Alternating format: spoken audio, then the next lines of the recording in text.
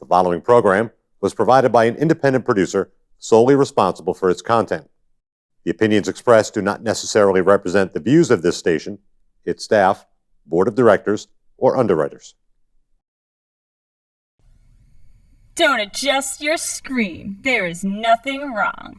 You're about to enter a world where the very concept of time is rendered obsolete by the sheer power of entertainment. You're about to enter the Boggis Hour.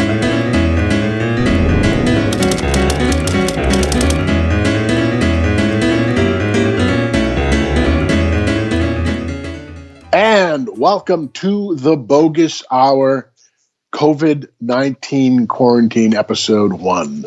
I'm here with a special guest, a comedian friend of mine.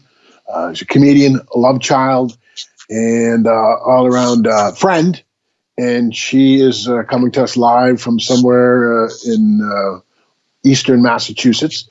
And her name is comedian Jody Sloane. Hi, Jody. Hello. Hi, everybody. Hi, Greg. So thanks for being on my show. Yeah, thanks for having me. So this is actually the second or third go around. The first episode we shot with you was lost to the winds, and and the second episode was as the crisis with the COVID-19 was just getting underway, and I believe that you weren't feeling well. And, I wasn't under the weather and frightened. Yes, and I didn't, and I was frightened also, and so that was scrapped. So here we are now doing this thing, and these. Yeah. So the show is about you, my guest, and I've asked you on because you're a comedian, and I've worked with you for a number of years. I think in excess of a decade now. And we have the distinction of actually working on the last show, or at least for me, prior to stopping stand-up comedy. I mean, essentially stand-up comedy was stopped by circumstances. Yep. And the business that we do is essentially dead in the water right now. There's no, live stand-up in front of a crowd. There's people doing some of these shows on different social medias, but it's obviously a different thing than actually performing in front of a live crowd. Yeah, for sure. Yeah, I mean, I have no interest in doing that. I've been harassed that I should be entertaining, via video or stream or whatever, and I just it stresses me out to think about it. Actually, I know some people love it and enjoying it, and it is a great thing. It's a great gift to give to people. I just have opted to not do that. No gifts from Jody. No gifts from Jody. I don't know. I feel, and it's something thing. I don't know. I don't think it's laziness. It stresses me out, to be honest with you. It makes me anxious. Sure. So let's put the current events aside, and let's take a deep dive into your past and how you, maybe not necessarily that deep, but into how you ended up becoming a stand-up comic. So we're going to go way back to the beginning about where you're actually from, and a little bit about maybe your family background, the region that you grew up in, and then we'll move on from there. Sure. I mean, I'll try to keep the heavy stuff out of it. I grew up in New Hampshire. Actually, the first 13 years of my life was right in Pelham, New Hampshire, which is, border of Massachusetts. And my mom was a single parent, and it was my job as a child to make my mother laugh. And I know this is probably a common theme for comedians. This has been their role. And I was good at it. I was very good at it with her. The costumes, the acting out, dances, whatever it took to keep her in a good space, being a single mom, supporting her kids, and all of that. So I kind of started out as her entertainment, and I noticed that I had some social anxiety as a kid, and so being the class clown helped me to sort of mitigate that, and then I could have some appeal to the kids, but it was sort of an indirect interaction with them. It wasn't so intimate, or there wasn't the vulnerability of me being myself, which still stresses me out, I guess. We're gonna Stresses us all out, Jody. Huh? It stresses us all out. All right. Thanks. He usually loves company, so that's good. Yeah, so that's kind of where I got started, and just like it became a part of who I was, and then for a long time I wasn't doing it. I joined the Coast Guard when I was very young, 17 years old. And, it's a serious, I did search and rescue and law enforcement. Not a funny job, very serious job. A lot of cut-ups, it's very much like it's like more like a fraternity than a sorority. I was the only female at my unit. So that sort of gave me the thick skin that I have for an industry that, we're in, that you kind of need it. You absolutely need it. So that's where I think I developed that part of what was needed to do this. Just, the military is very different now than it was when I was in. Harassment, all that stuff was part of it. And, you rolled with it because it was what it was. It was what it was. And I'm not forgiving it or saying it's okay or acceptable. I'm just saying it was what it was. And, as a 17-year-old girl, only female at my unit, I learned how to handle myself and handle them in a way that's very different than things are handled now. I learned how to swear at a very early age. Sure. Yeah. I mean, common phrases in, American lexicon are either swears like a trucker or swears like a sailor. Like a sailor. And I learned how to swear like a sailor, and it saved me. It was my way of distancing when people push the line, and it was listened to. It was the only thing that was respected, really, is if you stood up in that way when I was in. And I'm grateful for the experience, believe it or not. It's I'm still a sensitive person. I'm still a vulnerable person, but I'm not, I'd like to think you can't walk on me. Yeah, I think that's people respond to things in different ways. And a lot of times you can either, pull into yourself or you can stand up for yourself. And I'm not saying that either one is the right way or the wrong way for individual people. But a lot of times when it seems to me that, especially that whole nautical thing where you become incredibly intimate with people because it's literally this contained place. And I mean, I've talked about the Albacore, the submarine up in Portsmouth. Oh yeah, no, got it. And you walk around that thing and realize that people live in these berths they're about the size of a filing cabinet drawer. The Seinfeld episode where the Cuban guys sleep in the drawers, and that's literally about what you're dealing with. So you get to know people's ins and outs and personal peccadillos closely. No social distancing there, none whatsoever. Yeah. So you get out. Yeah, so I mean, I was at search and rescue unit. It's the same team of people you're working with when you're on duty, and it was for 2 solid years, and so it is intimate. It's very intimate, and they become your brothers in a sense. And it is very much family. It's like a lot of like you would respond to a sibling when they're acting up or whatever. It's definitely exactly like that. So that's where I got my chops anyway, I think, and the little bit of edge that I have. Certainly, I am a sailor. I'm through and through. I am a sailor for sure. It's where you got your saltiness. Yeah, a little salty. I always feel like I should apologize for it, but then I'm like, I don't want to apologize for it. It's one of the things I really actually like about myself. Sure, so, it's a good quality, Jody. Thank you. Thanks. Yeah, so then after, it's weird, I kind of did things all over the map. And then I ended up going to college after the Coast Guard. So I went to UMass Boston locally, came back home. I was stationed in Baltimore, but came back home. And while at UMass, I taught sailing, which was great fun. And I actually learned how to sail. I got hired to teach sailing before I could sail. Because, nice. It's just kind of a crazy story, because they knew I'd been in the Coast Guard and I could run the launch boat and all of that. And it's good to have someone who can kind of, I don't know, has the wherewithal to save a drowning person or whatever. So they hired me without me being able to sail. And I remembered I could not learn how to sail. Like the guy, the sailmaster there was frustrated with me. He's like, why can't you get this? And I'm like, I don't know. It really is something that has to click. And so he said, you're coming down to the docks next week and we're getting this done. And he picked a day, and I didn't realize why he picked the day he picked, but he picked it because it was blowing 30-knot winds. And we're in little Mercury sailboats. There's 16-foot sailboats. These are nothing. They capsize. And he's like, I go, we're not going today. He's like, yeah, we're going today. He put me in the boat.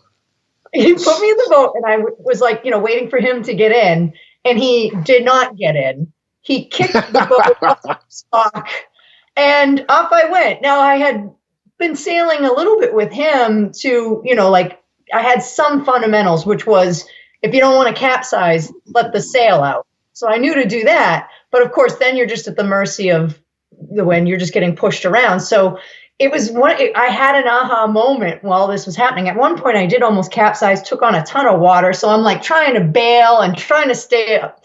And then the light went on. I said, all I want to do is get back to the dock.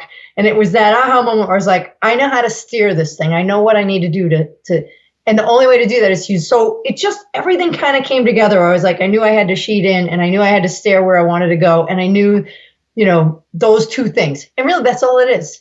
That's really all it is. Steer where you want to go. Make sure your sail is just hugging the wind enough. That's it. Why no one was able to just say it to me in that way? Very simple. I think it was overcomplicated when they were trying to teach me.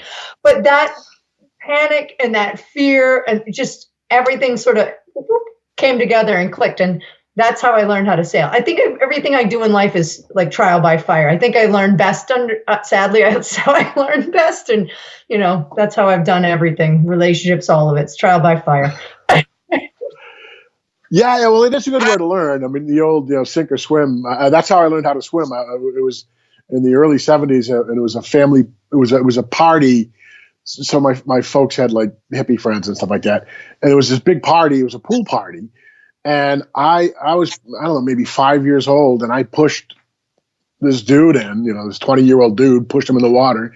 He climbs out and grabs me and like throws me over his head into the deep end of the pool, and then I just went in and bobbed up and just dog paddled my way back and like, oh my God, he doesn't know how to swim. Like, well, he does now. My gosh. Yeah. How fun. Like, so interesting that you would choose to push someone in and force them to do something that you don't know how to do yourself.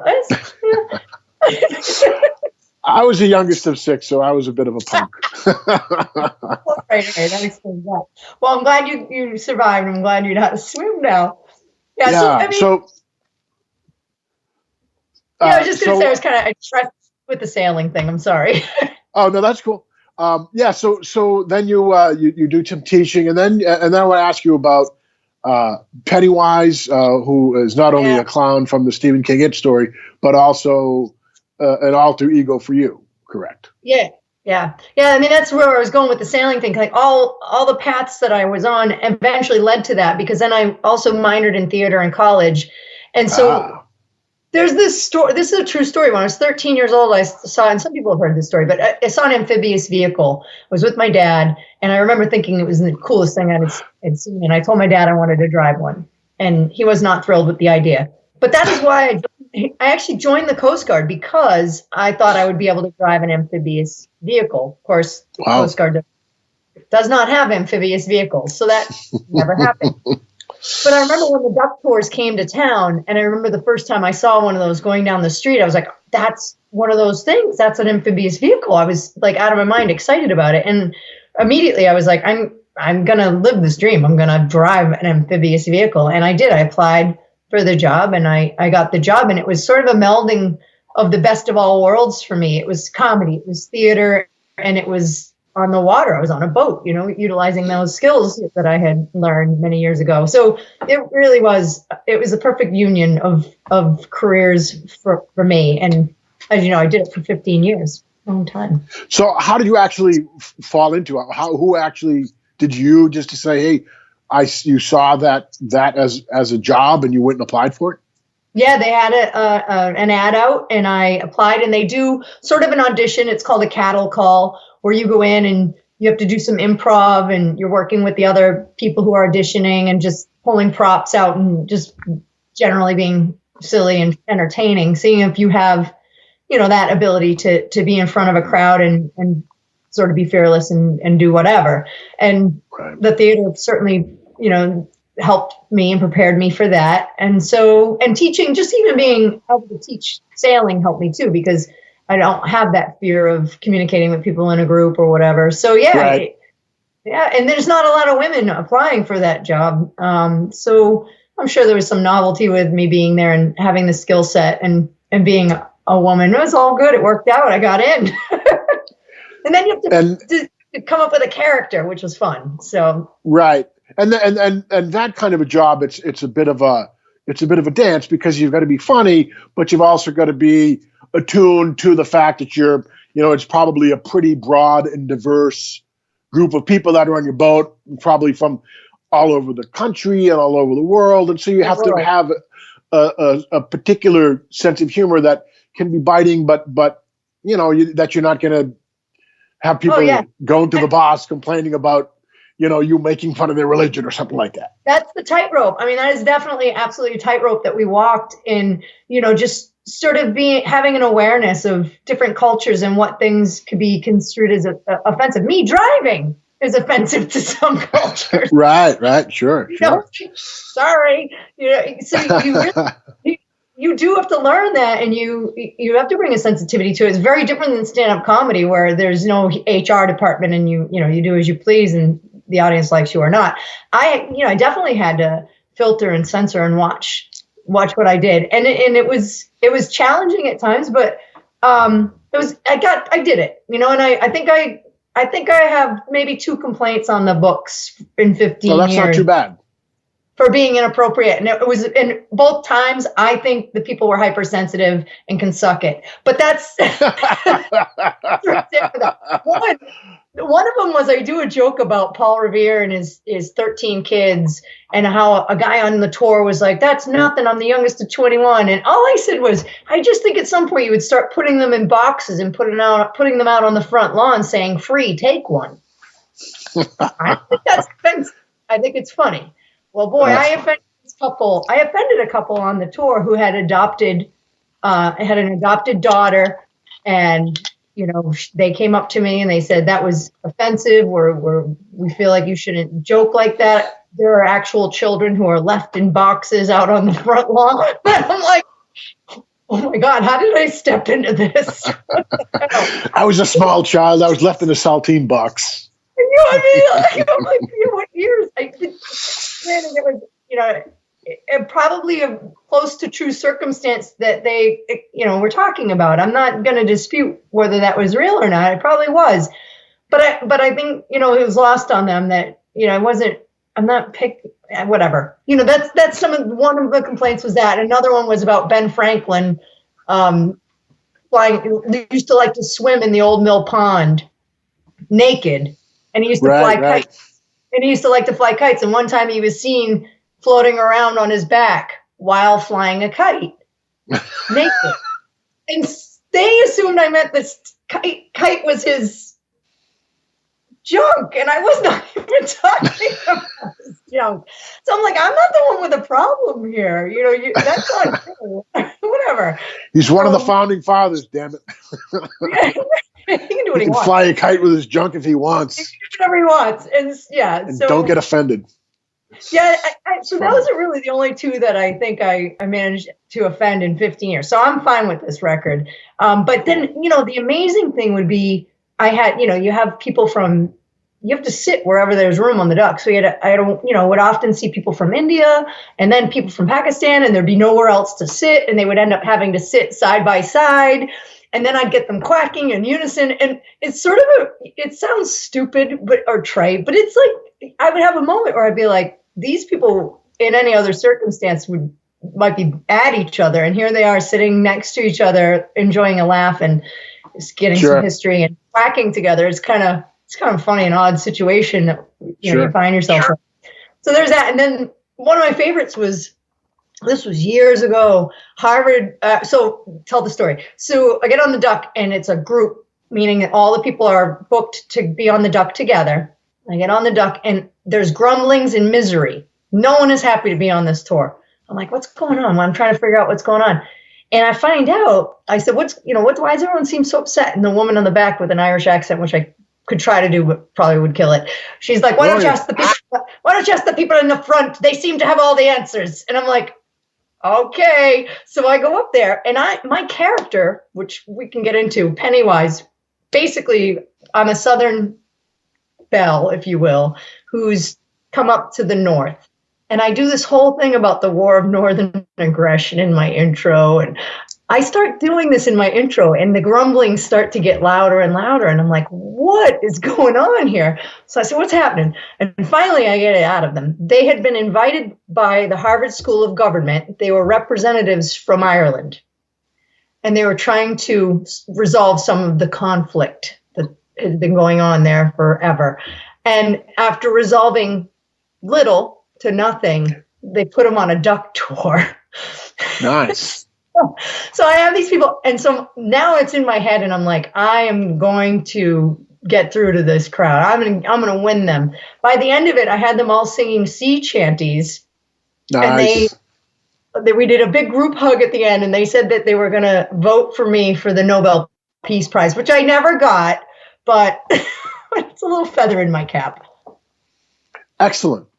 So we're running low on time. Thank you for sharing that. Just real quickly, when did you start comedy? And then we'll just close out. I do want to ask you about how you're dealing with the whole COVID-19 stay at home. Having done the duck tours, enough people said you should try stand-up. And so I went to the Cambridge School, adult ed school, whatever, School of Adult Ed. Yep. And I took a class there with our buddy, oh my God, Bob Gautreaux. Bob Gautreaux. Yeah, intro to stand-up comedy. And within 6 months was getting hired to open and, making a little money at it. And so it kind of just took off for me. And it was nothing I ever anticipated it becoming my thing and what I do. But here I am, 11 years later, still doing it and loving and loathing it at the same time, because that's the nature of the beast, as you know. Yeah, it is a peculiar business. Yeah, it feeds your soul and destroys your soul at the same time. Yeah, it's quite the race. You want to get past the feeding the soul finish line before the destroy your soul dragon. yeah, balance, strike the balance. So now with this thing that's going on, conveniently I'm moving to New Hampshire next month. And I'm grateful because it's sort of kept my mind occupied, packing up my house and getting, all that together and planning. So I haven't been distracted with too much idle time where I'm in my head about, I'm not doing comedy. I'm, are there deeper existential questions we're going into about this, or or am I doing the right thing? You can talk. You can talk. We're adults. I'm a big believer in things happen for a reason. And I think we have a choice, all of us. Every single one of us has a choice right now. And that choice is to wake up or to just keep sleeping. And this kind of stuff will keep knocking at our door until something, truly devastating happens. Because this isn't it, believe it or not. This is not the truly devastating thing that could happen to us.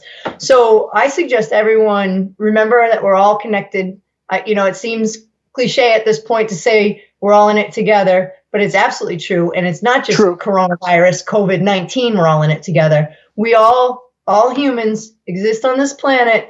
And I believe globally we need to start communicating better, cooperating more, and showing care and concern, because there is enough for everyone to be okay. And we haven't figured it out because there's still selfishness and greed and that kind of bullshit happening. I'm sorry I swore, but yeah, that's where I stand on it. I don't know if that's hopeful or what. No, look, I think there's a lot of people with a lot of different perspectives, but I tend to be of that mind that, it's the spaceship Earth, and this is the thing that we've got. And to me, the prudent thing is to, try to ride it as best as possible and try to, maximize the air and the earth and the animals and everything else, and make it a good place for everybody, because it does seem to be that it's got great potential, but boy, oh boy, humans can mash things up in a pretty bad way. We're burning it out pretty quicker than it needs to be.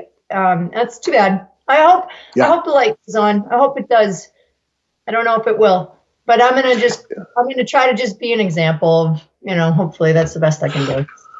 In under 30 seconds, what would you like to do in the future as far as comedy performing? I would like to get better.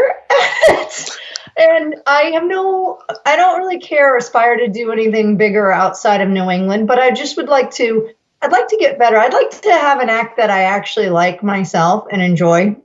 And I don't, right? I really don't. And I don't know if I'm alone in that, but I don't think I'm writing to who I am just yet. Just late bloomer, I guess. Yeah.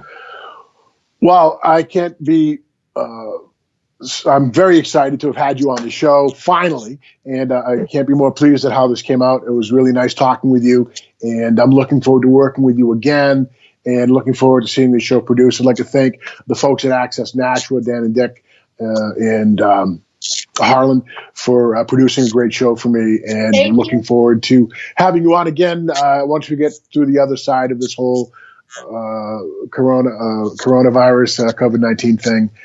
Thanks a lot, my friend Jody Sloane. And you got a website? Yes, my name. JodySloane.com. Yeah, and I love to see you guys when this is over at a show. And thanks for having me. Thanks, Dan, for doing this, and stay safe. And thank you, Greg. Thanks for being a friend, too. Thank you. Bye, Jody. Bye.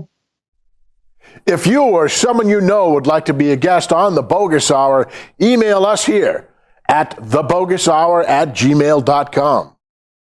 The preceding program was provided by an independent producer solely responsible for its content. The opinions expressed do not necessarily represent the views of this station, its staff, board of directors, or underwriters.